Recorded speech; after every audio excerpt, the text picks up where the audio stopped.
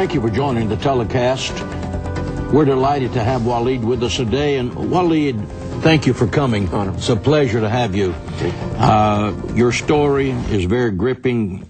It's very, very important for America to hear it because it's something that you have lived. Yes, sir. It's not something that you read in a book. This is something that is part and parcel of your life. One of the questions I would like to ask you is what percentage of Islamics are committed to killing Christians and Jews? What's the percentage of Muslims that adhere to Islamic fanaticism or the fundamentalist Islam, what Americans, as they understand it? Many times you hear scholars saying it's 15%, and I caught myself even saying this in the secular media. And even some of the scholars who I confronted, I asked them, is it really 15? They say, no, it's not. But because it's so tremendously more, it will be too overwhelming, and the media won't even accept the numbers. Al-Arabiya Network, which is an Arab survey done by Arabs themselves. When the elections were happening in the Palestinian areas, the question was, would you want Hamas or would you want the PA, the Palestinian Authority, to be the representative of the Palestinian people? 113,000 were surveyed. From all perspectives of the Middle East, the Arab world, were asked that question. Over 73% said we want Hamas to represent the Palestinians.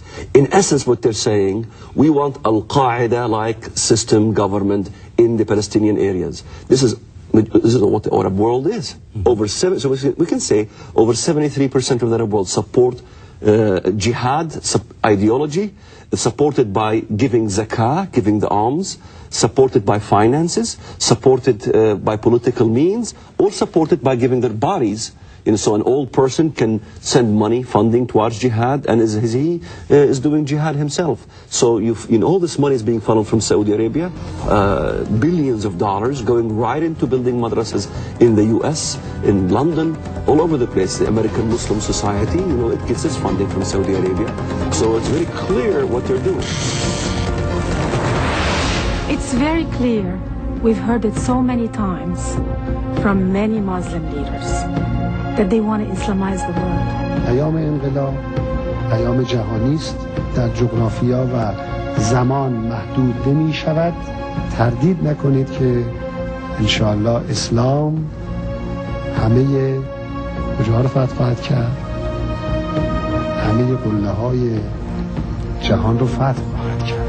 قد حكمنا الدنيا وسيأتي يوم والله نحكم فيه كل الدنيا. سيأتي يوم نحكم فيه أمريكا، سيأتي يوم نحكم فيه بريطانيا، ونحكم فيه كل العالم.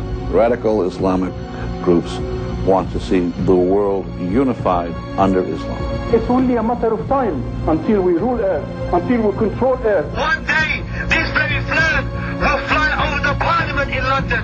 We will see this flag that will fly over the White House, and we will see the Black House, the Kaaba, will take over the whole world. Islam to the world. You will take over USA. You will take over UK. You will take over Europe. You will defeat them all. You will get victory. You will take over Egypt. We trust in Allah. Indeed, there is we who sent his messenger, Muhammad sallallahu alaihi wasallam, with the deen of Haqq, with Islam, to dominate all of our other religions, to dominate the United States, to dominate the world, even though the non-Muslims may hate it.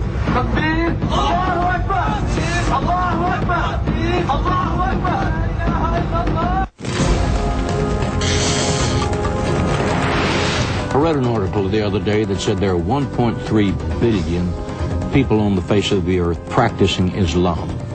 Now, if 70% of 1.3 billion want to have jihad, which is holy war, and want to execute Christians and Jews, you're talking about somewhere in the neighborhood of 800 million people on the face of the earth that want to do that. Would you say that's an accurate number?